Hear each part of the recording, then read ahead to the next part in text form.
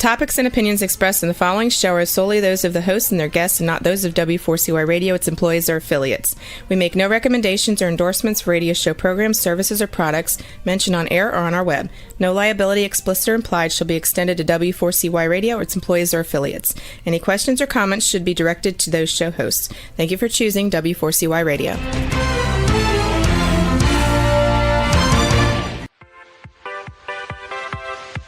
Welcome to the Ask Good Questions podcast, broadcasting live every Wednesday, 6 p.m. Eastern Time on W4CY Radio at W4CY.com. This week and every week, we will reach for a higher purpose in money and life, as well as a focus on health and wellness. Now, let's join your host, Benita Bell Anderson, as together we start with Asking Good Questions.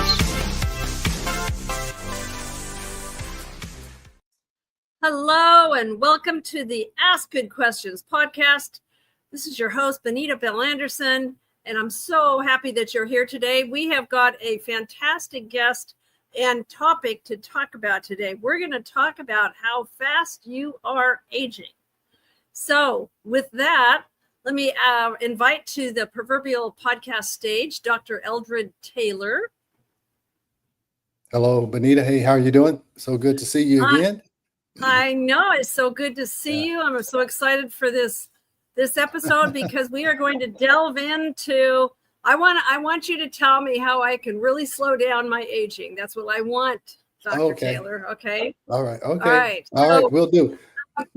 I want to give just a brief intro for him and then have him say a few words about his background, because this is a medical professional that has really stepped up his game as far as how to take care of the whole person.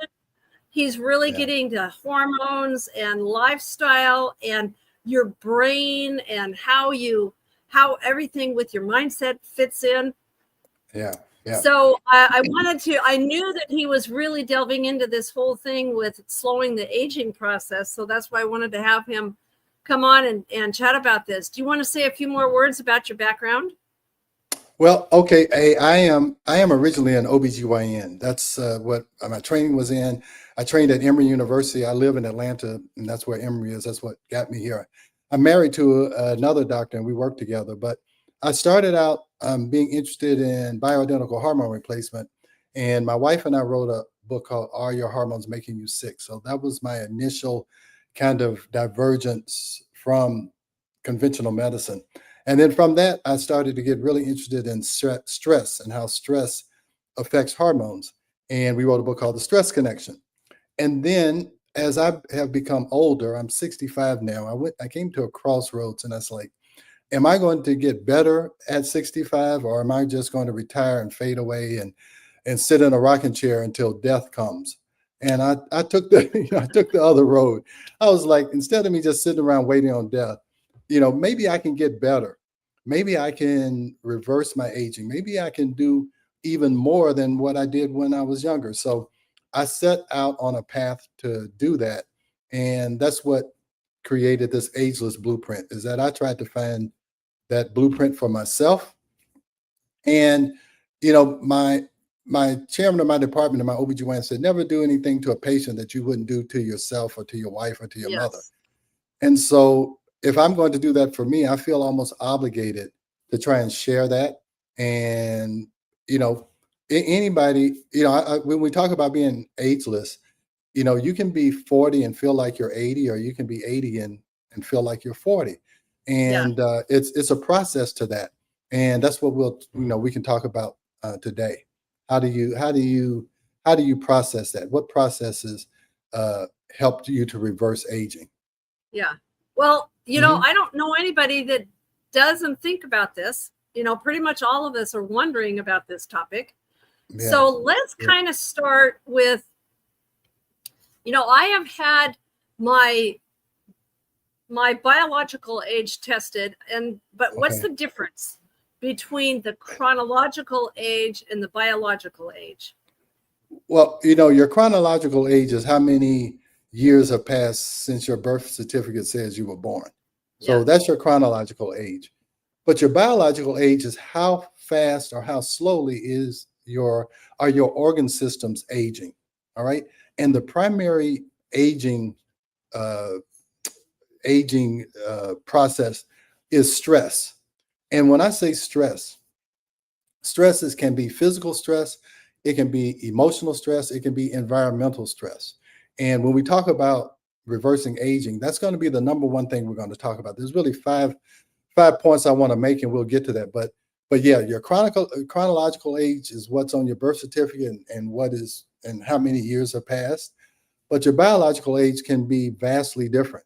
You can be 10 years younger than your chronological age because your organs have been uh, treated correctly by how you eat, how Right. you think, how you sleep, or you can abuse your body. We've seen people, let's say drug addicts who have not taken care of Oh, themselves. that's They true. look 60 and they're 30, Right. because they have abused their body, and you can see it on their face, you can see it in their skin, you can see how they walk, how they talk, and you can say, that person looks old. And there's a song that says everybody wants to live forever, but nobody wants to grow old. And Yeah. that's kind of how life is. We want to live, but we don't want to grow old. Well, are you saying that there is a test that can really actually reveal your biological age? Yeah, now there's a couple. Now, one is it's a test that I use, and I think there's some other companies. It's called True Diagnostics, where it looks at epigenetics. And epigenetics means, you have your genes. And a lot of people think, oh, while it's in my family, I got this genetic, whether it's hypertension or cancer or whatever. But that's not true. You don't really have a gene for cancer. You don't have a gene for high blood pressure. Really, it's these things called epigenetics, these triggers that either turn a gene on or turn a gene off. And they are primarily turned on and off by your lifestyle. And so if you can change your lifestyle, if you can change what you eat, how long you sleep, how you think, and how you think about age is probably the most important. When I said, "Hey, am I just going to sit in a rocking chair and die?" If you think like that, that is exactly what will Yeah. happen. As a man thinketh in his heart, so is he. Yep. But if you look at age as something that, you know, the way I look at it is that I am wise now. Wisdom only comes with experience. So there's a lot of people who are talking about a lot of different things, but when you look at aging as something that is enviable, that hey, when I had patients asking me if I was going to retire, I'm like, why would I retire? I know more, I've experienced more, I've seen more patients, Yeah. I've had more experiences. So I look at aging as that I'm that wise person who can help younger people navigate this thing called life. Yeah. Well, is there some one thing that really surprised you when you first really started learning about the difference between biological and chronicle age? What surprised you the most? What surprised me the most is what you were talking about is mindset. Okay. Yeah. What you think, your thoughts have so much power that you really don't understand. And I'll tell you, I don't know if you know Joe Dispenza. He's big on this. I, Yes. I spent I spent a week I was listening at to his. it because of you. You reminded me of him, and I was listening to one of his. He has these nighttime meditation things on YouTube, right? Right. Nighttime meditations, daytime meditations. And he talks about, and he can prove it scientifically, that meditation changes your biology. And there's no doubt about it. We did a 7-day advanced workshop, and it was all about meditation and uh, guided focus and all this. And he had a group of people that he measured some biological markers before the 7-day conference and then afterwards. And there were dramatic changes in Oh, wow. inflammatory markers, in markers of GI inflammation, all kinds of markers that he looked at. And just in 7 days, he changed the genetic expression of most of these people. And just being in the room was really an experience. It was over 2,000 people there. And we did over 35 hours of meditations in 7 days. And that's something that I couldn't have done a year ago. There's no way I Yeah. could meditate for that long, because it is a practice that you have to learn. You have to practice meditation. And so that was probably the most surprising thing. It really is about how you think about yourself and about your environment. And that's what stress is. Stress is your perception.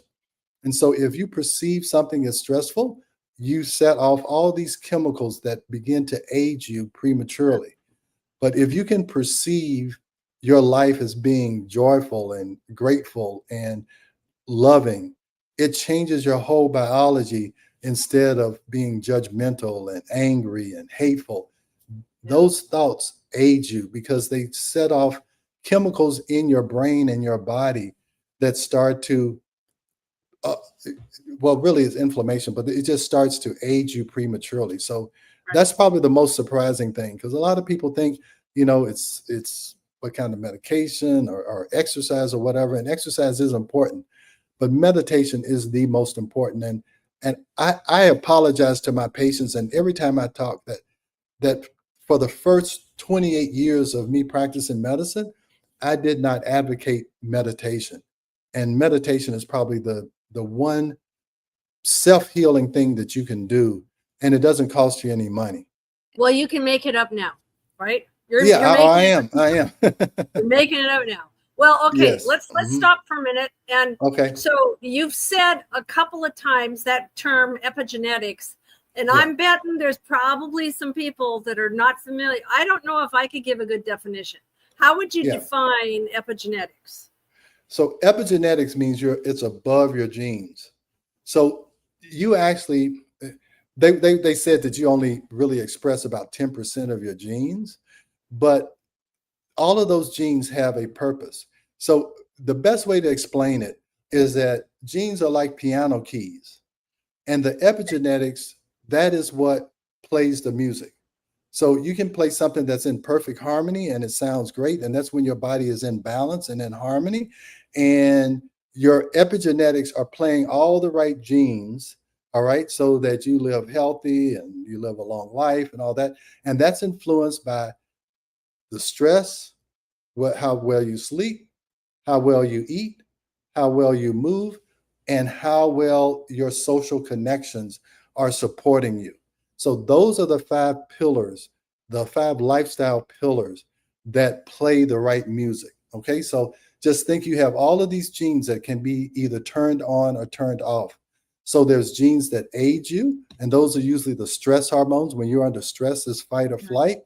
Or you can have what we call the reparative genes, which is parasympathetic, which is what we call rest and digest.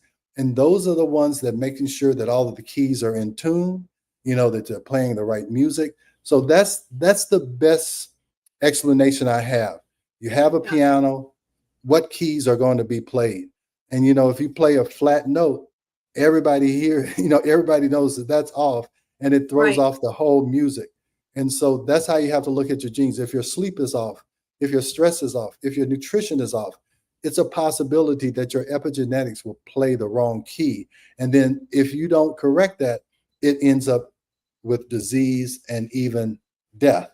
So that's probably the best way I can explain it. Yeah, it's a great analogy. Yeah. Well, so you're talking about genes expressing themselves.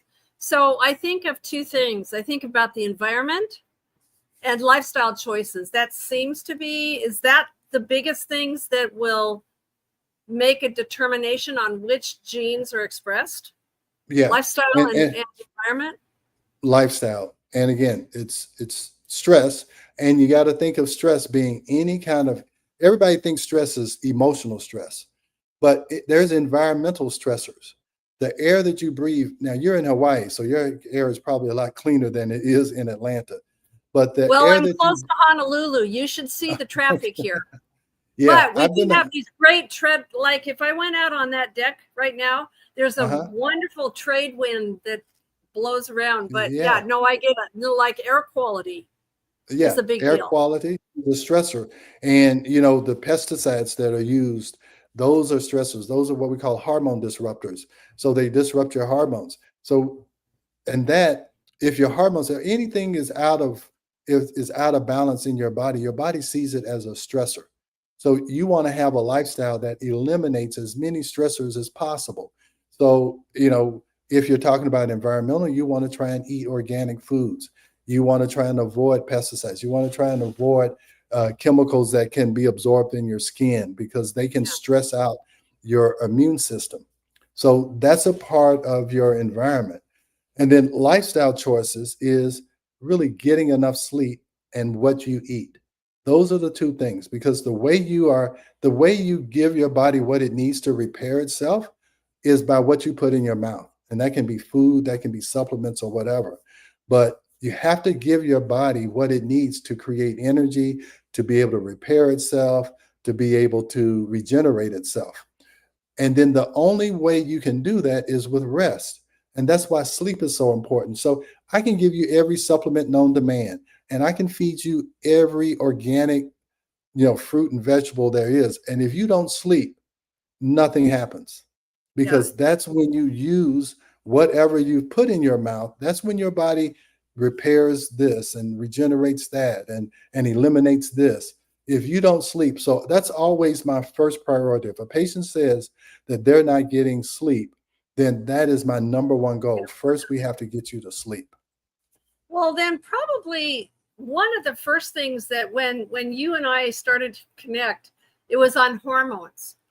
Yeah.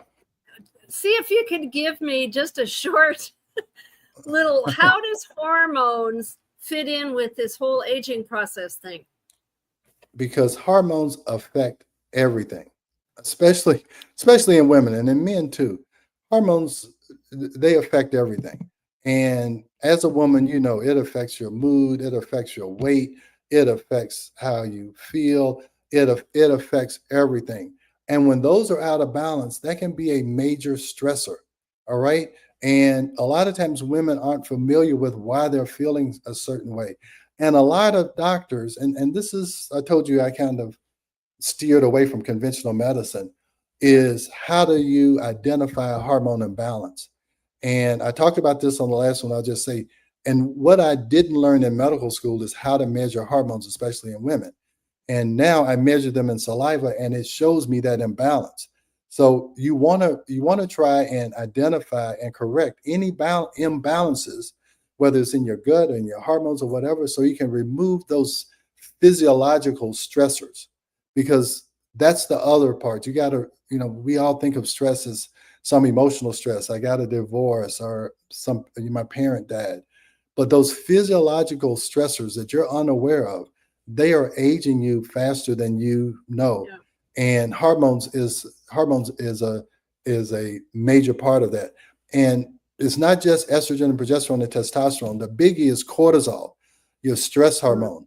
And when you are under stress, that cortisol is catabolic. That means it breaks you down faster. And we all know when you're under stress, you look broken down. I mean, you can see it on a person's face. And so you want to avoid that at all costs. So estrogen, progesterone, testosterone, and cortisol, they're all intermingled. And if one is off, it throws off everything else. So that's why hormones are so important, because if you don't get your hormones straight, you're going to have difficulty sleeping. And most women know that when they go through menopause. And when you're stressed, you have a hard time going to sleep, or you wake up in the middle of the night thinking about what you're stressed out about.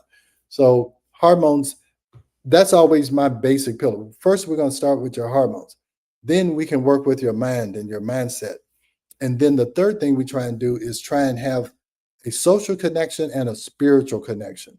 And I took a longevity course, and they always talked about how important it was to have some type of spiritual connection, Yeah. to think beyond yourself, think that there is a greater purpose than just you being here as a human being, that you actually have a purpose and a higher calling.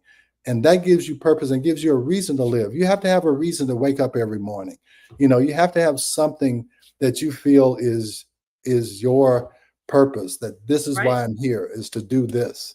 And that helps you to live longer when you say, I've got something that I have to do tomorrow. Because you got to think, for your purpose, you're the only one that can feel your purpose. And that's how you have to think about that. You have to think about yourself as being unique, and that if I don't do it, it won't get done. So I'm determined to do this. Well, it seems like the first big aha is all around stress and identifying what are the stressors in your own, and because everybody's stressors are going to be different.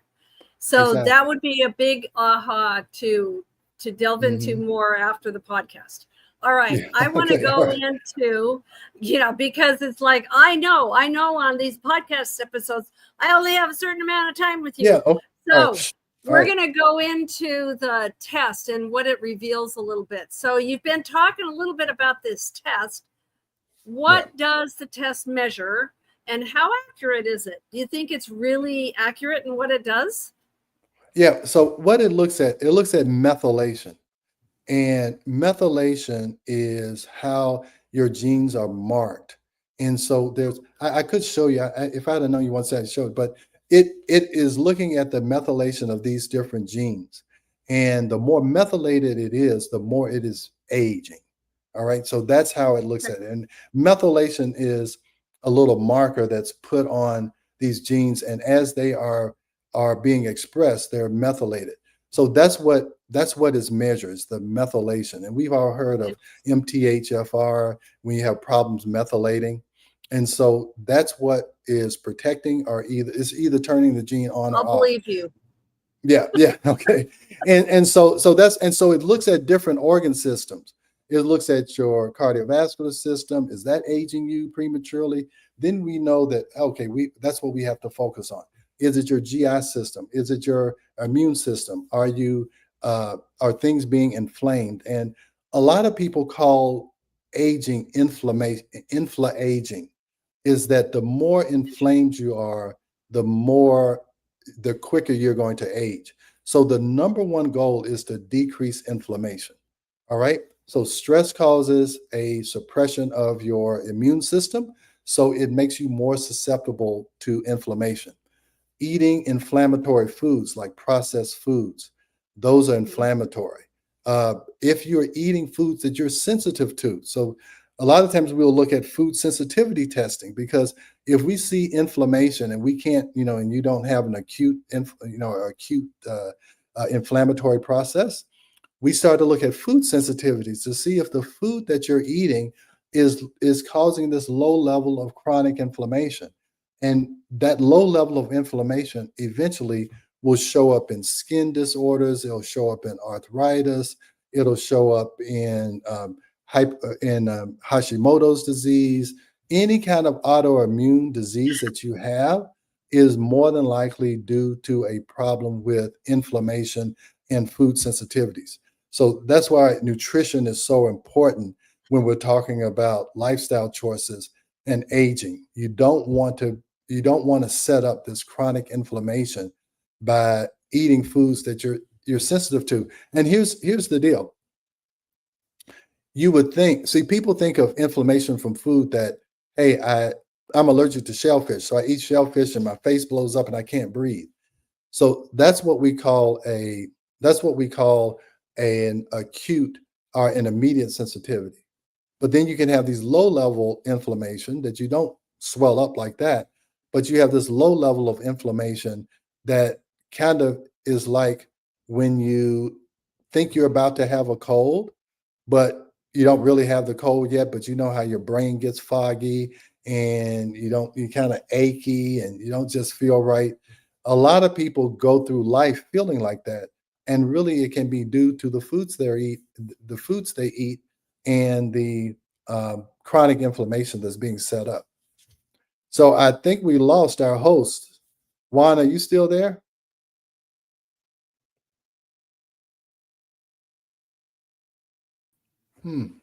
There we go. There you go. Yeah, I said we lost our host. I asked if Juan was still there.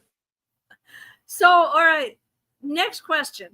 Okay. How often? So somebody does this testing, and then they're trying to make some lifestyle changes. How often should somebody retest to track progress? Because I'm guessing you start trying to diligently make some differences in your life, you would need to retest, wouldn't you? Yeah, that's the whole thing. I'm big into testing. Hey, what's the problem? What interventions should I do? What interventions should I implement? And then let's retest it and see if those interventions actually did what we wanted it to do. And if it didn't, we need to change our whatever we implemented so that we can get the desired result. So we usually say in 3 to 6 months. Now, lifestyle changes and all that stuff, those are great and they work well. And there's also some things I'm really getting more involved with using peptides to try and stimulate. And what peptides do, they are these messengers that can kind of reignite some of your regenerative uh, processes. So there's peptides that can help with ligaments. There's peptides that help with your immune system. There's peptides that help with your skin. And peptides are these small. So peptides means small proteins.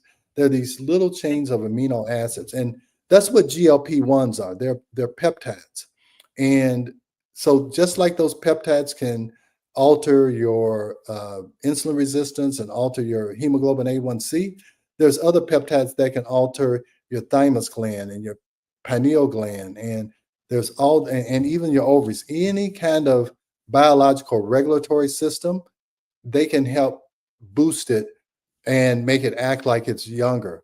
And you have a lot of these peptides when you're younger, and so you can repair yourself, you can recover from injury. And we all know as we get older, it gets harder for us to recover and to repair ourselves. But peptides can help to promote that. So we want to start with the lifestyle changes.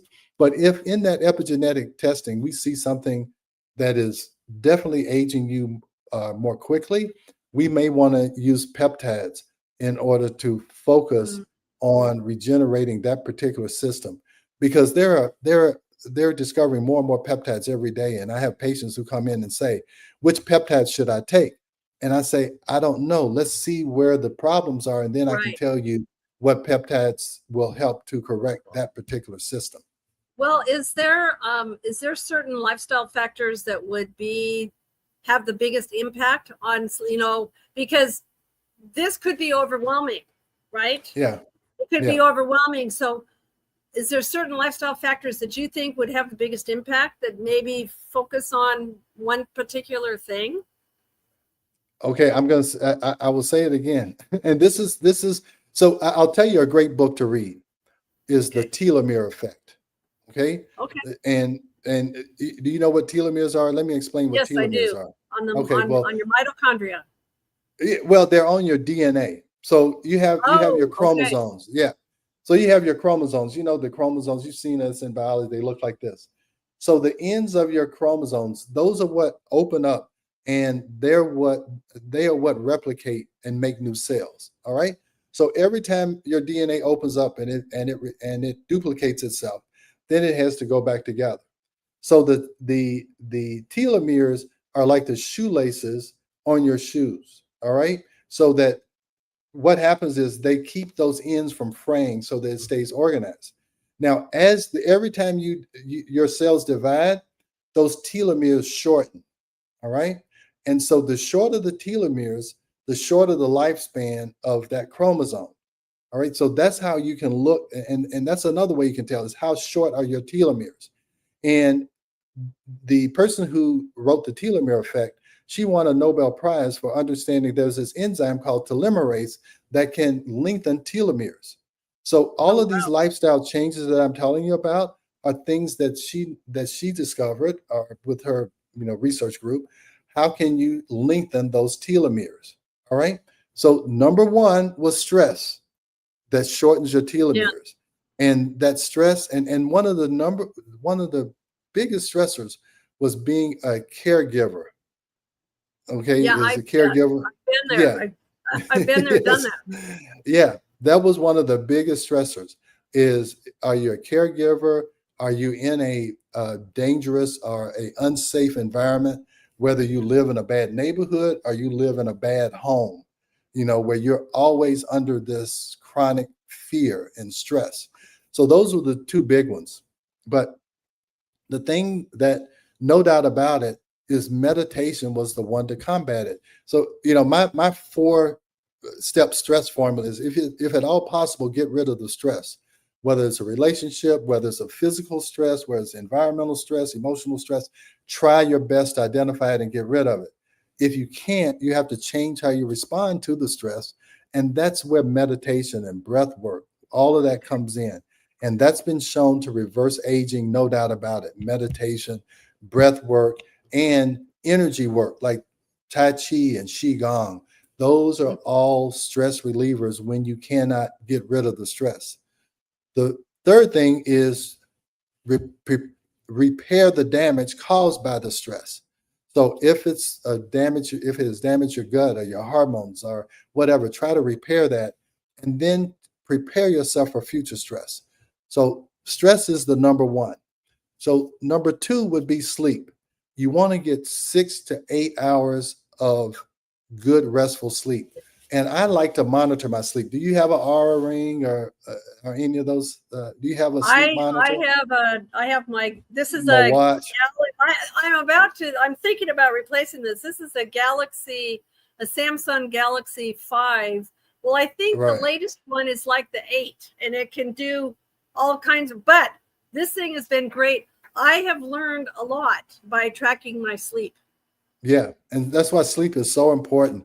And I'll tell you, I was bad with that, especially during COVID and stuff. My sleep was awful. I was monitoring it, but now I've come up with a routine. I routinely get 6.5 hours of sleep, and that's really good for me. Some people, my wife needs 8 hours, no doubt about it. Yeah. It's almost impossible for me to sleep 8 hours, but I know that I'm getting good REM sleep and I'm getting good deep sleep, and I can feel it that next morning. So sleep is of utmost importance. And then nutrition, and you want to stay away from inflammatory foods, things that you're sensitive to. You want to stay away from inflammatory oils like olive oil. You want to use avocado oil, coconut oil, olive oil. Those are the things that you want to use. The fourth thing is exercise, and you don't I was have to going to run a ask you about marathon. exercise because Yeah. don't you Mhm. think you can hear so many conflicting ideas, and exercise is one of those where you get all kinds of opinions about about if exercise really makes a difference on your biological age. What do you think? Yeah. Well, yes, you don't want to over exercise because that will stress you out. And that's been shown in these long distance runners and marathon runners. The Yeah. more they do it, they wear their bodies down. I mean, you just Yeah. you can't over exercise. What is suggested is you're supposed to do 150 minutes of some type of aerobic exercise. And it can be Yeah. walking, it can be are either 150 minutes of that, or they say you do high intensity interval training like 3 times a Right. week. You want to do some strength training. And again, you want to do what is appropriate for you and for your stage in your That would be exercise like journey. 30 minutes 5 times a week. Yeah, 30 minutes 5 times a week. Yeah, so I mean, it can be walking around the neighborhood. It can be just enough where you're a little bit short of breath. So you want to take some heels and whatever, where where your respiratory rate is a little bit, elevated. Your cardiovascular rhythm is a little bit elevated, and so that's it. You don't have to go and do boot camps 5 days a week, and and you come out exhausted. I always tell people, here's how you measure exercise. When you finish, do you feel satisfied and you feel better? Or do you like crawl out on on your hands and knees and drag yourself to the car? You've over exercised. So I just left the gym. I finished an hour ago. I came home, I showered and whatever. And I go out there. I mean, when I finish exercising, I feel like I've done something, but I don't feel like I'm totally wasted. And I come here and I'm totally, exhausted. But Right. I feel proud of myself that I did something that I promised myself I was going to do. And then the fifth one is social connection. And I think that's really important. Human beings are meant to be social beings. Right. You're not meant to live isolated. And you see these movies where people are in solitary confinement, and after about 3 or 4 days, they go absolutely crazy. Right. You need that connection. And one example is, and on my podcast, I said, men need women, and women don't necessarily need men, because, this is why I say that is that when you have a couple that's been married 30, 40 years, and you're a man and your spouse dies, it's been shown statistically that that man will die usually within a 12-month period if Right. he does not have his children or someone around him to take up that social connection that he had, or he needs to get remarried. So if if you're a child and your dad's a widow or whatever, then you need to encourage him to go and find another mate. Right. Now, women, they can they can be without a man for 20, 30 years, and it doesn't Well, that's bother them because at all. we have our girlfriends. We have Exactly. we do our stuff with our girlfriends. Yep. Right, right. So that's why I'm saying men need women, and women, you can have a man if you want, but if you don't, well, that's fine. Yeah. I'll just hang out with my girls. But yeah, that social connection, like I said, you have a social connection. So we are social beings, and so you want to make sure that you try and maintain. Because in that book, it was like, do you have somebody you can talk to when you're feeling down or depressed? Do you have someone that you feel loves you unconditionally? And you don't need 30 friends.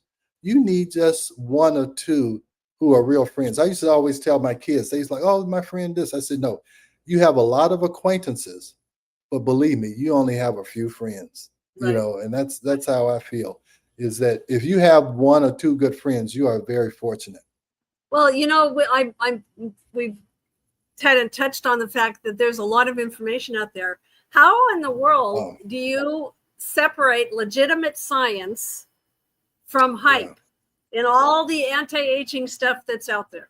Yeah, I know. And that's why I like testing. Okay. Because, Okay. and you're right, there can be, so like the telomere effect, she won a Nobel Prize for that discovery. So that's pure important. science. Yeah, that's pure science. And so we can go with that. But hey, I've been in this anti-aging world for 20, 25 years. And you're right, there are a lot of fads out there. There's a lot of people promoting a lot of stuff. But Yeah. I'll tell you, just this is what I'll tell you about mindset and meditation and all that. When you start to become familiar with your inner self, with your true being, your intuition will tell you a lot.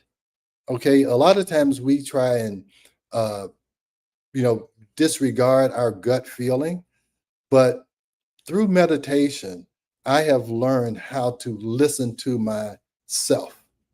And I think that's really important. If you really understand yourself and you're comfortable with yourself, you will, and women know this. Women have that women's intuition is real, and men have to work at it. We have to work at it, and I figured out women's intuition when I first got married. We had some friends, and my wife said, "Oh, it was really actually my medical partner. I hope he's not listening." Well, when I decided to join him and we started our practice together, my wife came home. She said, I don't know. I just don't feel right. And I was like, what are you talking about? This guy, we're going to have a practice. Well, she was right. After about 6 or 7 years, we broke up. It was a nasty divorce. I'm telling you, being a partner in a medical practice is like being married. So it was a nasty divorce. And my wife was absolutely right. And since then, if my wife says something, I just say, okay. And she's like, I don't know why. I don't know why I feel like this. But I'm telling you, 95% of the time, her intuition is correct. And so I really value women's intuition. And I was an OBGYN, and I would tell my patients, I never argue against a woman's feeling. And I always tell them, hey, if you don't feel right about what I'm saying to you, don't do it. Okay. So I want you to feel right that I'm telling you, and I want you to pay attention to that gut feeling. And if that gut feeling is telling you it's not right for you, then hey, I need to switch gears. So I don't know how I got on that, but you know what they say, right? Mm-hmm. Happy wife, happy life. Yes. Hey, I've been married 39 years, but I'll tell you, it took me 10 years to understand that. And I'll tell you, my wife will tell you, the first 10 years we're like this, but for the last 29, at least for me, I've learned that, hey, whatever keeps her happy keeps everybody happy. Yeah. And so yeah, I'm a staunch believer in that happy wife, happy life. Well, these episodes always go so fast. Yeah, I know. It's just like, well, first of all, I have a bonus downloads place on my website where people can get. We'll make sure that whatever you want to, where people can click on your information and get information about you, then that'll be there. But Okay. let's kind of end up with, what is one habit today to slow their aging? What would be one habit that you would recommend? Stop eating processed foods. Don't eat. I mean, that's easy. Just, if I tell you to meditate, that takes a while. You got to learn how to do it. You got to get a headband, all that stuff. Stop eating hot dogs and bologna and stop eating processed foods. I'm not telling you to stop eating meat. Stop eating processed foods. Okay, that would be the first thing. Stop. That's easy to do. Pick another type of food. I would tell you to stop eating meat, but there's some good meats, if it's doesn't have hormones in it, doesn't have growth factors in it. But the processed meats are probably the worst chemical. And I'll tell you some other things. Don't eat high fructose corn syrup, Yes. and don't eat things that have trans fats in it. Because again, this is how you have to look at it. Your gut is the same. It's protecting your inside like your skin protects your outside.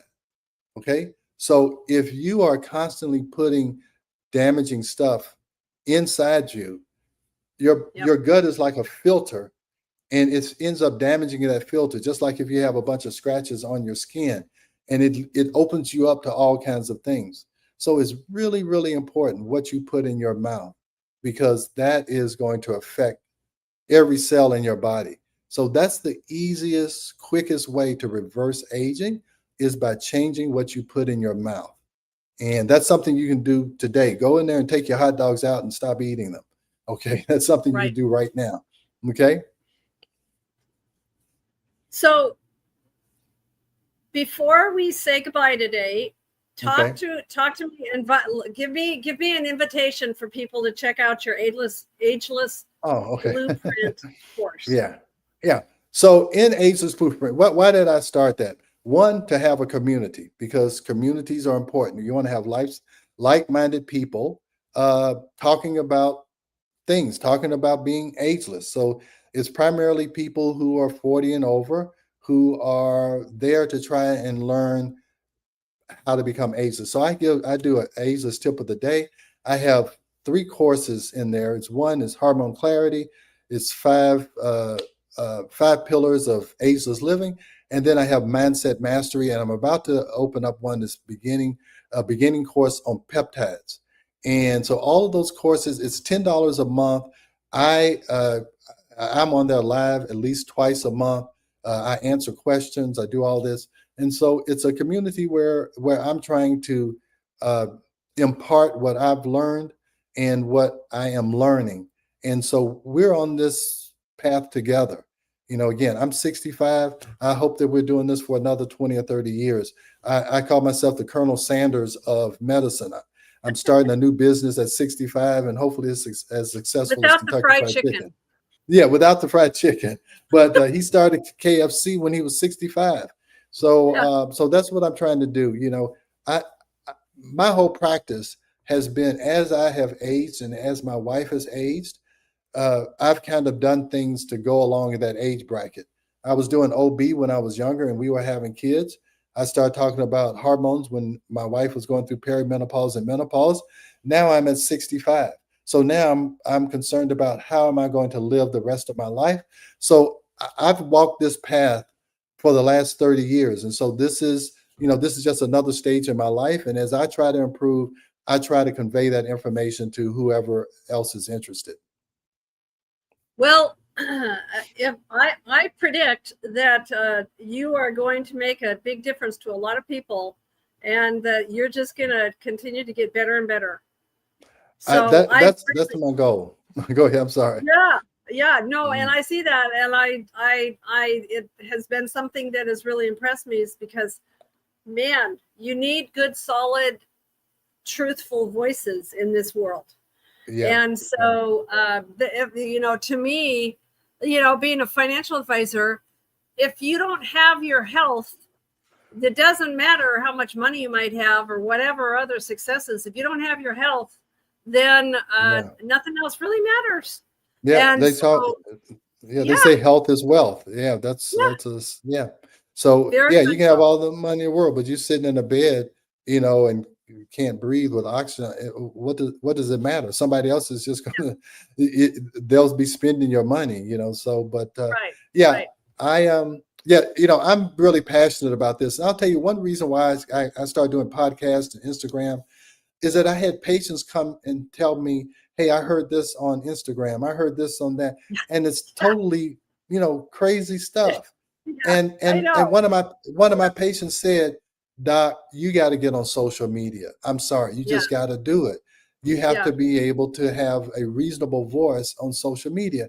And so, let me tell you, at 65, it's not easy learning social media. I'm telling you, I had to hire people to help me. It's I TikTok and know about Instagram. this. Yeah. Yeah, And so that's a part of my learning curve, is that patient said we need a reasonable voice on social media. And yeah, I'm trying my best to be that. And so that's kind of my purpose, is to be the voice of reason in this crazy world of social media and followers and influencers and all of this stuff. right. So I'm jumping in head first, and we'll see if hopefully I can float up to the top. I'm trying my best. No, I'm pretty sure you will. You will. Yeah. So with Well, that, I want to thank you so much for being here today. thank you so much for having me. I really appreciate it, and I hope this helps somebody. And I'd love to see you in the Ageless Blueprint. Well, I'm always about asking good questions, and I think we did that today. So Well, thank you good. so much for joining the Ask Good Questions podcast. Thank you See so you much, and later. I hope I gave you good answers. Yes, did. All right. Okay. All right. All Thank you right. so We'll much, see. Benita. All right. Bye All bye. right. Bye bye.